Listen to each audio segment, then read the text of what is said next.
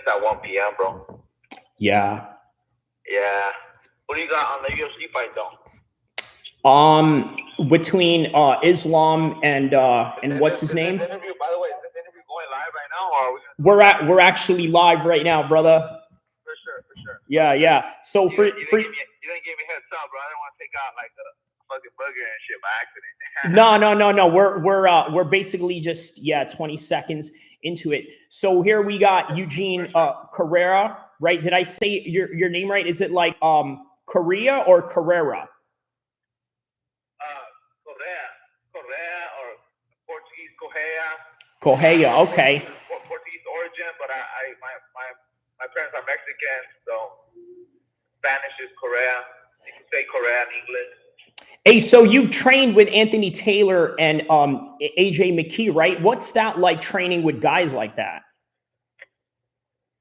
Especially El-Kheer being a champ of. I'm on the freeway though, but I'm hearing you out. You said what's it like training with guys like that? Yeah. It's cool, bro. I don't train with them anymore though. I left June. I did a little change in my career right now. But it's on pause, bro. You know, like I just couldn't be with them right now. Work schedule and everything changed, but yeah, they're very cool people. I mean, very grateful for the good times. You know, that's what it's all about. Always looking at the good, not the bad. You know, now you don't go anywhere in this life, bro. Looking at who did you wrong, who owes you money, who did you this, who ditched you. You don't like stay. You know, it's pointless living life like that. You gotta always go forward in each journey with what that person did good in your life. That's it. You know. And you know, it's interesting you brought that up. You know, especially in comparison to like someone like TJ Dillashaw and your promoter right now, Uriah Faber, and you know the little beef that they had going on. What do you think about that in comparison to like how you handled your relationship with AJ and Anthony, as opposed to someone like TJ and Uriah beefing like that? Wait, sorry, who's beefing? Oh, Nick, because you know about the TJ Dillashaw Uriah beef, right?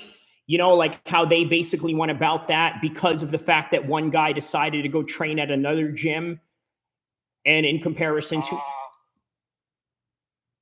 have no clue about that, bro.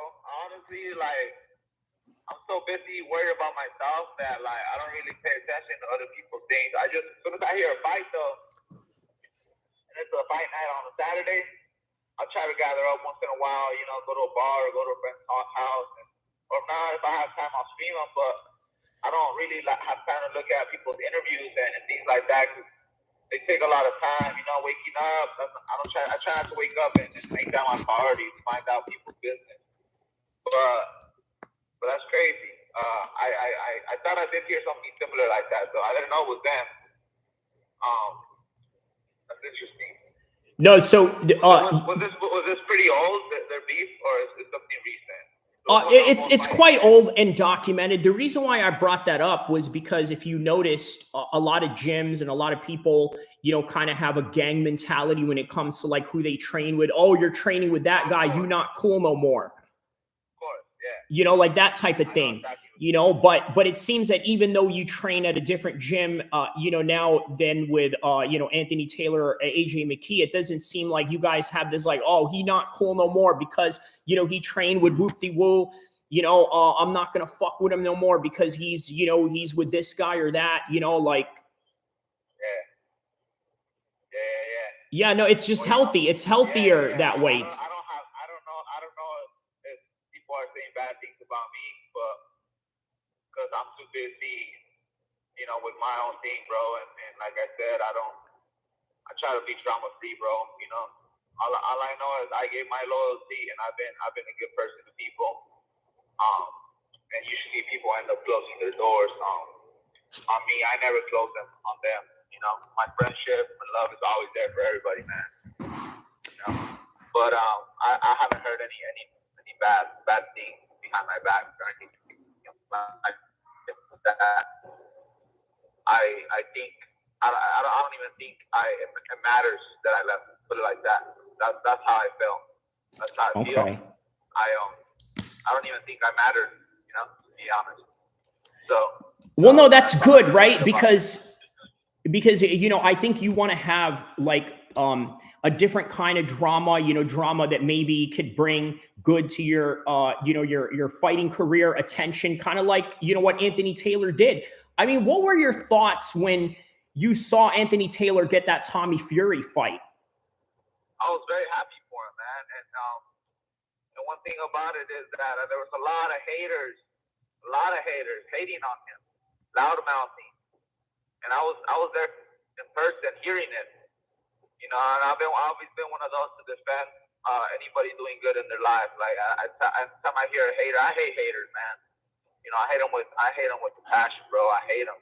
I try to show them love, be kind to them, because that's the word Jesus lives by, man. But at the end of the day, you gotta lecture them. So I'm not one to sit back on a hater and let them talk and discriminate others, So when Anthony got that contract, man, he had a lot of haters, man, and I just be telling these haters, man, go on and get yours, man. Why are you worried about this? Why are you mad at this guy's getting paid finally? I know Anthony's story, so it's pretty messed up. I remember he used to live with Emmanuel. He used to crash out on the couch and things like that.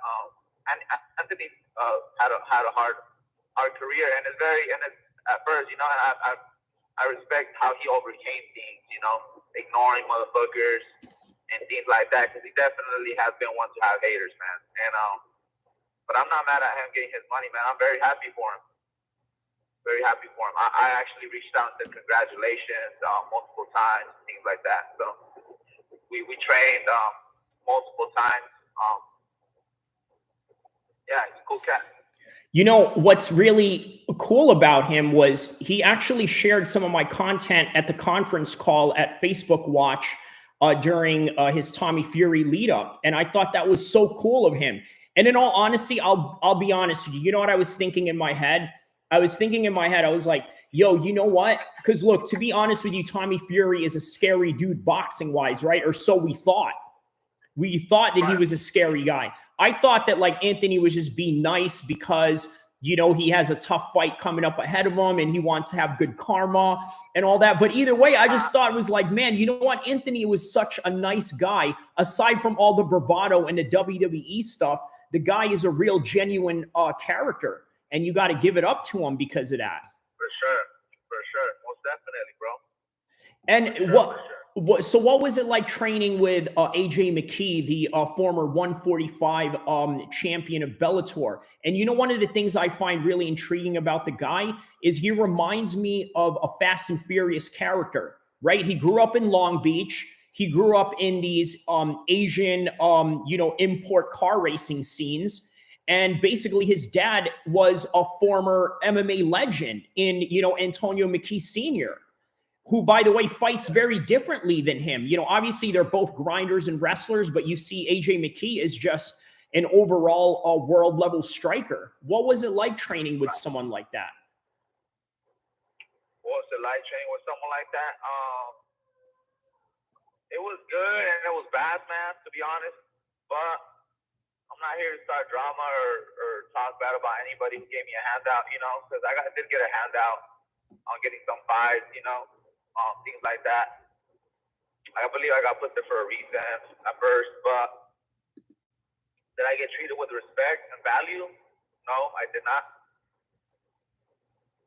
Did I ever get a Starbucks coffee cup from hard sparring sessions where I might have had concussions at times, or those ones where you get a black eye and things? I've never had anything in reward to it. I never asked for anything, but I know that there were good training sessions, man. I learned a lot from him, and I'm sure he learned some things from me, because I'm a well-rounded guy as well, man. And I was one to have stand-up and ground. I definitely have good submissions, and I know I got good kicks and Muay Thai. So I learned a lot of wrestling there, and a lot of things too. So I can't really say anything too bad, man. I I know I improved, and I'm a very tough motherfucker, man. Coming out of body shop, so wherever I go next in my life, you know, whatever fight gym, right now I'm at OCRTC in Huntington Beach Regional Training Center with my boy Jesse and Al. The new gym, it's a new MMA gym. They're wrestlers as well, but every gym I go to, man, I have like this.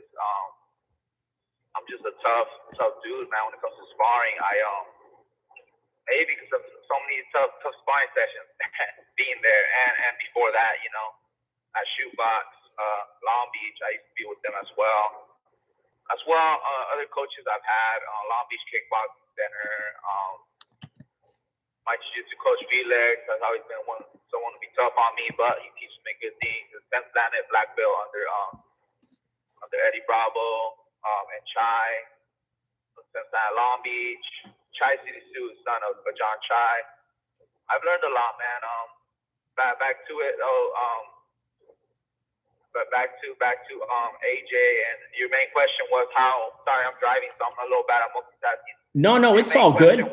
Was that right? I answered it pretty well, or was there something else you wanted to hear? No, I think that sums up everything in terms of the experience that you have with these high-level pros and the different gyms that you have, and also just the lineage that Southern California has in terms of its, you know, mixed martial arts gyms and jiu-jitsu culture that it is, you know, cultivated over the years.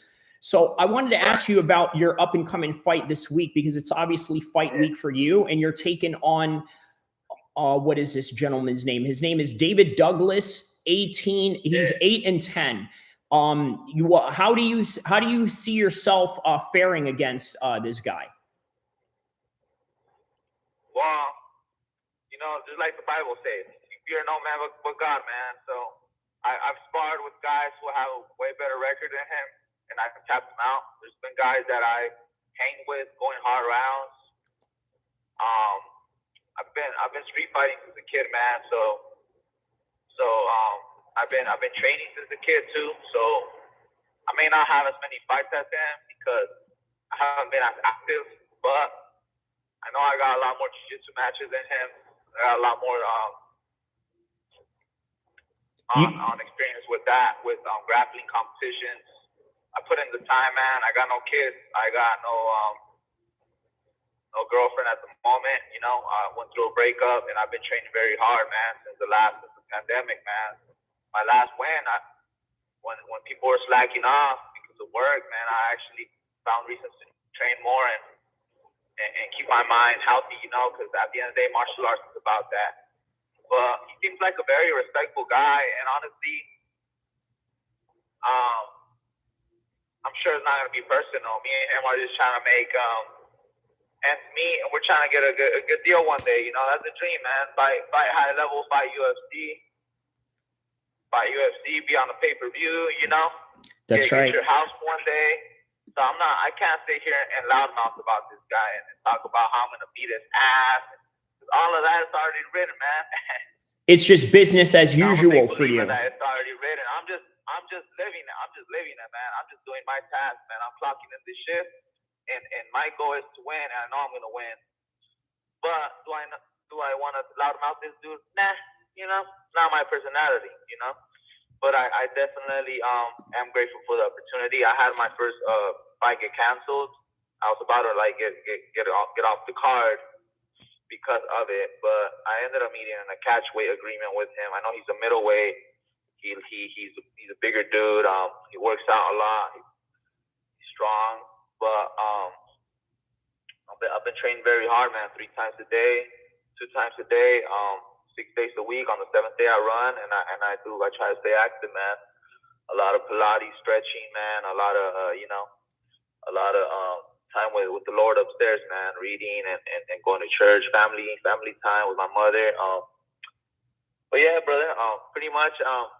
Yeah, he seems tough, man. I know he's a veteran. He's been fighting for a long time since 2004. So I know he has a lot of experience behind the plate as well. So I respect him in all all grounds, man. You know, which I think will be a very big win for you, showing that you can hang with a lot of seasoned guys out there. Considering that you've mentioned a guy has had fights since 2004. I mean, that is a true veteran right there. So yeah, that would be a great win for him. And I see that it's business as usual for you going into this fight. And one last thing before we go, is there any like tags that you would like to share out there, or any type of things you'd like to plug? I just wanted to shout out pretty much my sponsors. I have too many to list, and I'm driving right now, but they know who they are because I post about them on Instagram. I'm gonna have them on my banner. I wanted to shout out my family, the ones that do support me, because you know there's always those families that say they're on your team, their team this, their team Correa, their team that, their team. You know, you call it what you want, man. But at the end of the day, it's about attendance, man. If people show up and show love and support you, even with a shirt or some tickets, man. You know, or even tuning into the fight, you know, and reaching out to you with the call, not with the text. That's love, man. Because you know what I'm saying. That shows that they truly care about how you're doing with your mind, your soul, your mental health, your everything, bro. So I wanna shout out all my family that does show true support, and my friends and clients that partners, you know, pretty much gym partners that have helped me out in my fight, even the ones that I don't have good terms with anymore. I'm grateful that I have ever encountered them, because hey, I learned a thing or two from everybody I spar with in my life, man. I'll tell you that. You know, that's what life's about. You're like a sponge. You learn a thing or two, even if it's just 1%, right? so yeah, brother. Pretty much just shouting out to people that have helped me out this camp. Coaches, Felix Carrada, Jesse from OCRCC, out. I got Emmanuel help me out, you know, on and off, but he's been there. And pretty much a lot of other coaches that have been there with doors open up their dojos. Besides that, bro, thank you for your time, and thanks for calling me, man. Hey, and brother, thank you. And this is. I'm sorry if it seemed like I was blowing you off at first, bro. It's nothing like that, man. I just No, I completely understand, brother. It takes time to open up, man, and get to know you're not a bot, right? You're not a little bot, man. You know, sometimes you got those bots and you got those fake accounts, you know, just like going around, you know. Yeah, no, brother. The conference call. Yeah, no, the conference call is a real account, and I'm a real account, and I'm a real person. I've known, you know, some people in the fight business, just like your promoter right now, Uriah. I've trained with him, you know, in the past. So, yeah, I'm glad that we got this in, brother, and I'm glad that I was able to, you know, help and support you in your fight by doing this interview as well. And I'm looking forward to seeing you fight more in the future. And we're going to do more interviews, some more breakdowns, and some more life stories that everybody can learn and be inspired from. Amen. Sounds good, my brother. Amen. You said it, bro. Hey, take care. Welcome to Applebee's Got Burgers, where all right, brother. Have a good one. Later.